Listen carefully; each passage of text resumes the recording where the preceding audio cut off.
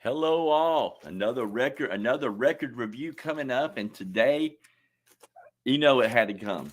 It just had to come, and it's Kiss Alive One. Oh man, this album.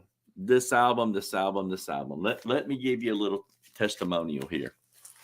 Uh, in my early teens, I had a friend who lived down the street named Keith Carter. Now, my music stuff, and again, if you see my eyes twisted, I've got the camera here and the thing, so I'm kind of going back and forth here. So I got two screens.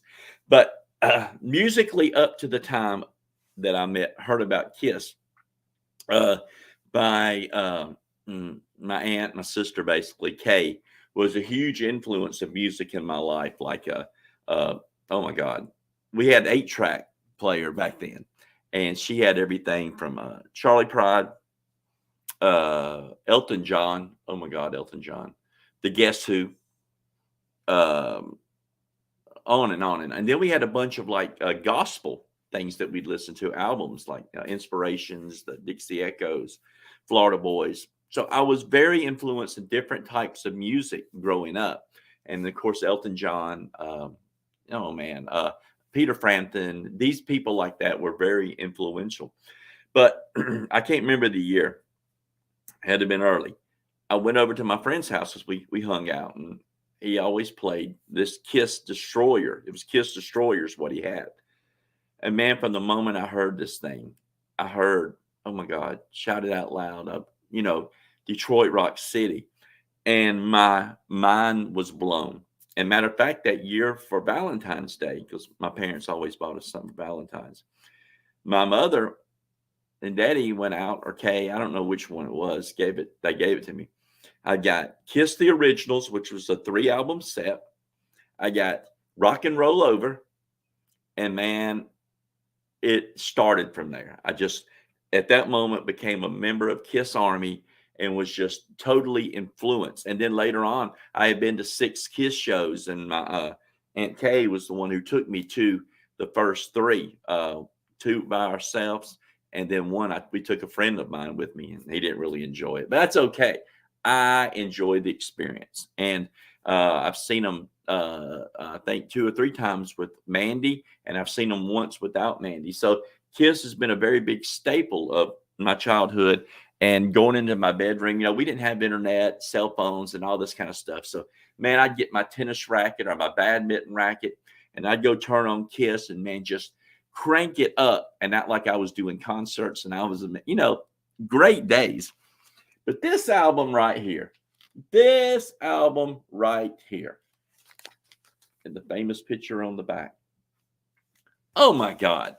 So what they did at this time is the Kiss's first 4 albums did okay. They were all right. They were getting well known, but they just hadn't, first 3, I'm sorry. They hadn't broke through. They had a following, and they were doing good up in New York and in Detroit, but they hadn't gone nationwide. So what they decided to do was come up with an Alive concept album, and they created it. And when the producers and everything listen to it, you hear all the mistakes, you hear all the mess ups of singing, the beats, the drum beat wasn't going right with there's always a problem with live tracks. So basically what they did was they went into the studio and they created a live album. No, unfortunately, this is not live. Well, who cares now, right?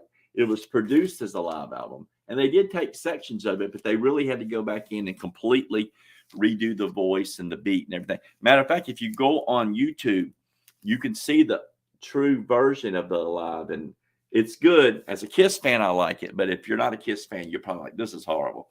But they went into production, and they also did the same thing with like Peter Frampton and a lot of people those days. I mean, they take live clips, but they produce a live album, but it's not really live.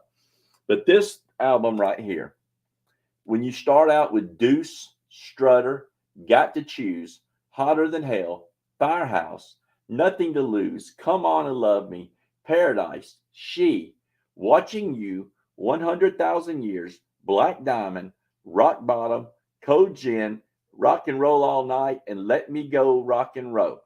Now, I'm going to tell you something.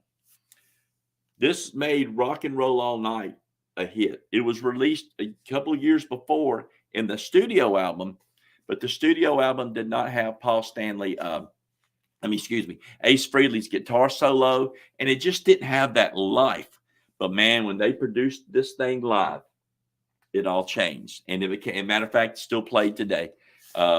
Deuce is still one of their biggest songs. And if you listen to them talk about the song, they say it really means nothing. The words don't even make sense, but it's one of their biggest songs. My favorite ones on this album are Got to Choose and Nothing to Lose and Come On and Love Me. Those are my 3 all-time favorites. But I'm going to tell you something. This changed a lot of people's life. There's a lot of young rockers from Motley Crue to, oh my God, from everywhere who was influenced by the greatest, to me, one of the greatest albums ever produced. And the sales showed it. So Kiss Alive is what we're talking about. And man, the history, I'll hug it. I love this album. It changed my life. So till next time. And I hope next time I'm going to be doing one with my daughter, Bella. We're going to be doing one, I think, hopefully on one of her favorite, which is NF. So until then, if that works, it works. If it don't, it don't. Thank you so much.